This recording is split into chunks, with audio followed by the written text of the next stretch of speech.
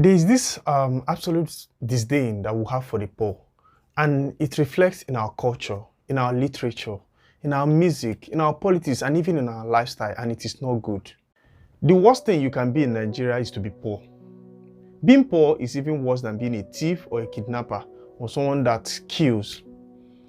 Yet, this is a continent where a drug lord or a thief can become an ex-convict in the US or in the UK, but come back and become a leader in the National Assembly. This is the country where kidnappers, killers, bandits, terrorists can become president or enter the House of Assembly. This is a continent where the worst are usually the leaders of the noble. Yet, classism has a train everywhere in Africa. And then the worst part of it is that it's as if the environment actually determines the life of the children, thereby depriving the young people the power to mold their own future. You know, I'm talking about classism, and instead of defining the term, let me give you an example. Is the best doctor, is the best black doctor in the world from a community where one doctor is supposed to attend to 5,000 patients. He's the most educated person, or he came out with the first class, or he got this in PhD in this and that. But the education has not been able to translate into anything meaningful in his home community. We in Africa will have the most resources, yet we have not been able to transform it from the crude state to the finished state. We still have to import chocolates and other things from other countries, whereas we have the raw materials here.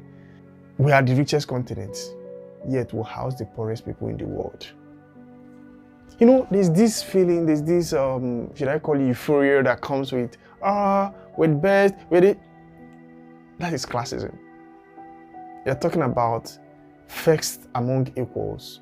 You know, my teacher in secondary school will call it primus inter pares. I mean, like, that vibe, Africa, 60% arable land, Africa has this, to what end?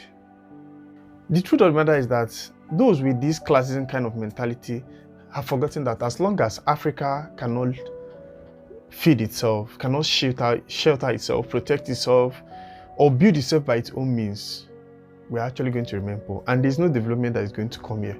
And hating on the poor, because there's this hate we Africans have for people that are benign or that are actually very poor. It's as if it is their own doing. We've forgotten that the system created this, what we have when we talk of poverty and the rest.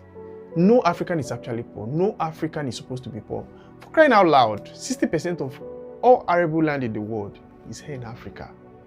We technically feed the world in the sense that we are like a producer continent.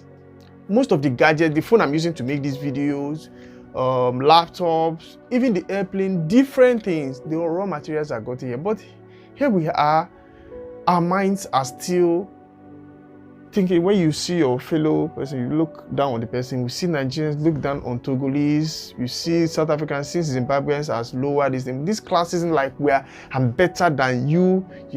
You know, all those kind of mindset is very wrong. I've come to understand something, that the freer that your mind becomes, you realize how captive the mind of others are. Now, the irony of this classism of a thing that has been affecting the psyche of the African people, or the elite, or the middle classes, that they have forgotten that the African people, or Nigerians to precisely, are not actually poor because they are lazy or uneducated. The reason why they are poor is that some few people, I mean, not up to 1%, or let's just say 1% of the elites embezzled and stole the commonwealth of the nation. A very clear example is in Nigeria, for instance. For 21 years, Nigeria generated or made $740 billion, over $740 billion from the sales of oil and gas. Now, guess what? Nigeria does not have a single working refinery. We still have to import our own oil that we produce, that we actually drew out of the ground. Now, do you know the ripple effect of this? In the next few years, the children, the youth, the young people that will be there will be wondering, why aren't you making progress? The reason is simple. Why we're suffering what we're suffering now is that some years back, people embezzled the money that is meant to build infrastructures, build our healthcare and the educational system and make things better. Now, this classist mindset is not going to look at this on how to channel their criticism to the right thing. They would rather blame the victims, who are the poor people, as if they made themselves poor. That's why I hate it when I hear statements like, Nigeria is the giant of Africa, that we are greater. You don't say that. What giant? When you talk of giant in what? Ghana has water system that's as like central water system in which they disperse water. Tanzania has better transportation system sector than Nigeria. South Africa infrastructure is ahead of us by far. Morocco has almost, I think, 99% power supply.